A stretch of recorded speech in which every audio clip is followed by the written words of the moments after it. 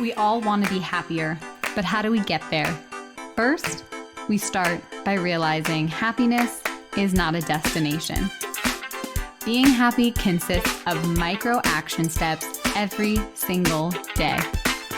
I'm your host, Brittany King, and I'm here to guide you along the way.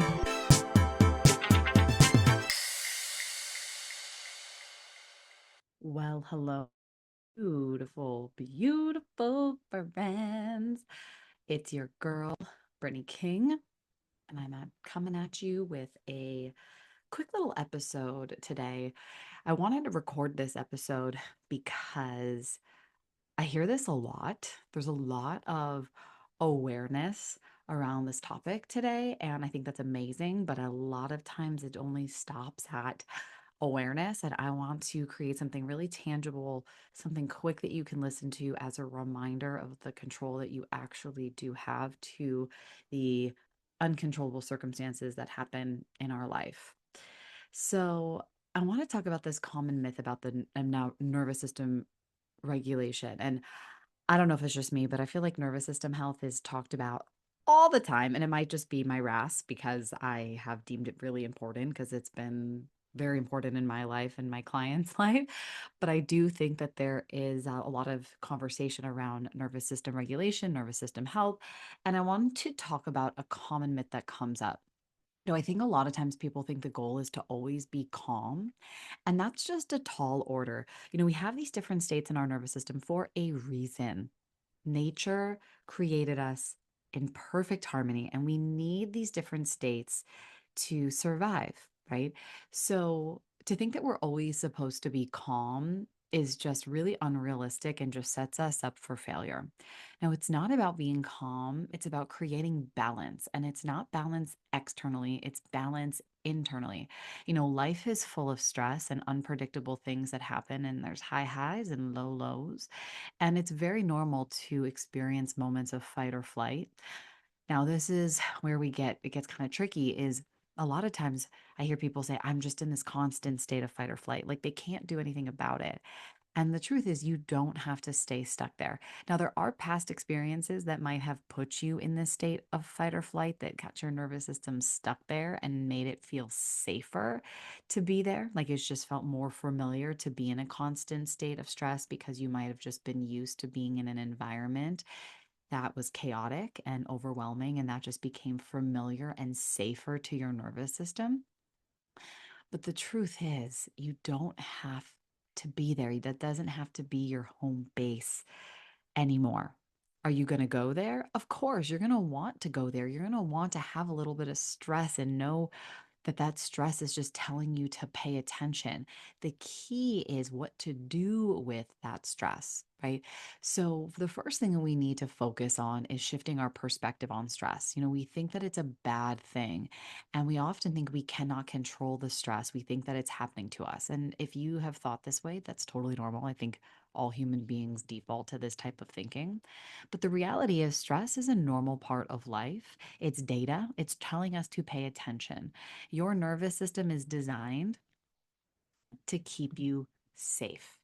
But when it gets stuck in that fight or flight, because that's just what feels safe, it can feel like the stress is controlling you versus you controlling it. So the goal isn't to eliminate the stress, but it's to learn how to move through it, returning to a state of balance, equilibrium quickly. So, what does balance really mean? So, we're constantly looking for balance in our life, right? We're looking to have work-life balance. We're looking to have equal amount of fun and play and work and family time, and that's the wrong kind of balance that we're going after. We want to have a kind of balance within our bodies. So I want you to think of balance as your ability to go back and forth between activations. So that means stress, excitement, urgency, right? Into a plate of restoration, which is calm, relaxation, and rest. And we want to be able to be fluid and move through those different states without getting stuck in one for too long. So, a healthy nervous system is not about being calm all the time, it's about being adaptable. That's what a healthy nervous system is about. It's about being resilient. So you can feel energized and grounded at the same time. Now, the thing is, this isn't going to just happen automatically, right? Because our autonomic nervous system is going to go into these different states without us having to think about it in order to survive. So we have to do practices regularly so we can feel energized and grounded at the same time, or we can handle some stress and feel calm at the same time. They can coexist within our body. We just need to give it the space to grow. So instead of aiming for constant calm, ask yourself, am I able to come back to a place where I feel safe and steady? That's where we want to go. We want to feel safe in our body. So I want to share with you a quick way to get out of fight or flight because I've been having this conversation. I feel like a lot of people are in this state of fight or flight. And I have a lot of people like telling it to me like it's just a fact of life that they're in this state and there's nothing they can do about it. So I'm going to offer that I see you and I get it. I operated from a place of fight or flight for most of my life. And then learning how to regulate, restore balance in my nervous system has changed my life. And now I have the awareness of when I am in fight or flight and when it's helpful and serving me, and when I'm in a state of fight or flight when it's not helpful and when it's more detrimental and hurting me. So, the quickest way to get out of fight or flight is called the ether breath, also known as a double exhalation. So, this is when you breathe in through your nose on a 4 count and then you exhale for a 6 to 8 count. The counts really don't matter. It's just the cadence and the length. So you want the inhale to be shorter than the exhale.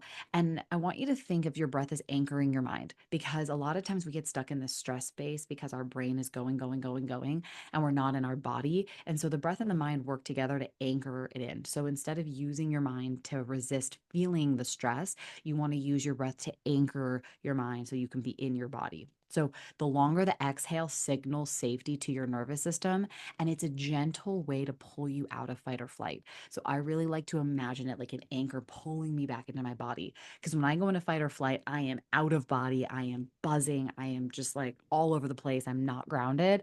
And so that double exhalation is a way to bring you right back into your body. So that's number one. Number two is orienting yourself in your environment. If you're a client of mine, you know that we do this before every single session. And it's just gently looking around your room and allowing your eyes to land on a few objects while naming them without attaching to them. So this helps your brain realize that you're in a safe environment and there's no threat there. So if you get an email from a boss or a client and the subject is we need to talk, you will instantly go into fight or flight because you will perceive it as a threat. But then when you look around your space and you orient, I like to stretch the side of my neck as I do this because that activates the vagus nerve, which also supports that state of rest and digest. It helps your body say, oh, there's no threat. There's no saber-toothed tiger. There's no one coming after me. Okay. And then the third exercise is grounding with your senses. I do this with my daughter when we go to the doctor's office because going to the doctor for all of us can feel a little bit tense. And so we name 5 things that we can see, 4 things we can feel, 3 things we can hear, 2 things you can smell, and 1 thing you can taste. This is an amazing exercise to do if you're in a meeting and you feel stressed or overwhelmed. If you're on an airplane and you have flight anxiety, I'll tell you the other day when I was flying to New York City, that was when there was that tragic plane crash in South Korea. And I just get like this news headline right as we're taking off about the plane crash, and I didn't see anything else. And of course, my brain went into panic mode. It's like, I'm on a flight, we're going to crash. Like it just went to like this worst case scenario. And I used the grounding exercises of using my senses to help anchor me and be like, we're on a plane right now. We're safe in this moment. Like I just had to tell myself that I was not in a plane crashing. And then my favorite way to get out of fight or flight is literally shaking it off. That means shaking your hands or your whole entire body to help discharge excess energy and tell your body that the danger has passed. So this one is best done, in a group setting when you're with people intentionally doing this.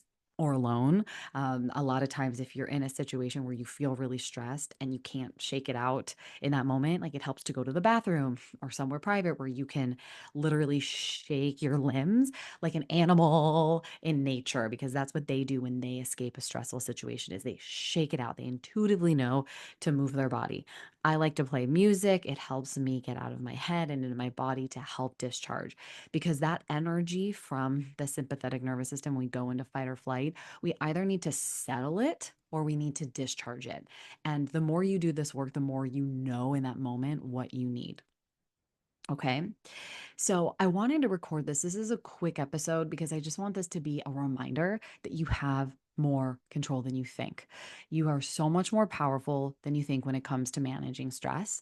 Stress is going to happen, it's a part of life, but you do not have to stay stuck in it. Now, if you've been in a constant state of stress for most of your life, I see you. I get it. I've been there. I didn't realize it, but I've been there. And that's why I was constantly going and doing things. I was constantly filling my schedule. I was always busy and I was driven by this stress response. And I felt like the more I did, the more valuable I was, the more productive I was.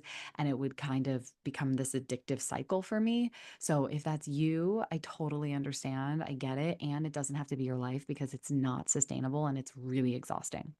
So it's going to happen and you don't have to stay stuck in it. Now, to go from 100 to 0 is really a tall order for your nervous system. It does not feel safe to do that.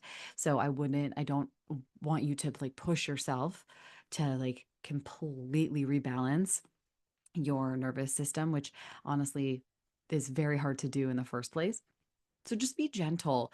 The more you can pay attention to nervous system activation and know what that feels like, the more control you have over it.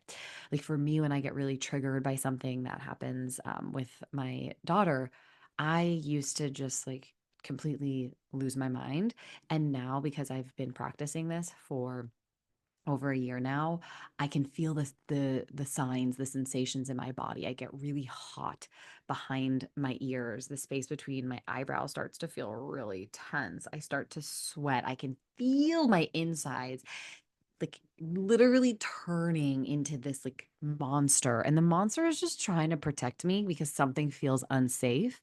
And now I know. I didn't know that in the past, but the more work I've done on this, the more that I understand my body and I understand the sensations, the easier it is for me to access one of these tools to help me in those stressful situations. So I wanted to record this episode for you in case you just needed a quick reminder, because it's not about being calm. It's about finding balance. It's about creating balance, flexibility, adaptability within your body. So it's knowing how to navigate the inevitable ups and downs in life with confidence, knowing that you have what you need. And I want you to feel empowered to do that. So try one of these quick regulation tools the next time you feel stuck in fight or flight and notice how you shift back into balance. Okay, my friend. If this resonated with you or you know someone that might need this, please send it to them. It is a reminder that we can move through the stress in our life and not stay stuck. Okay. So until next time, keep showing up for yourself, keep doing this work, keep on breathing because you are so worthy of it, my friend. Until next time.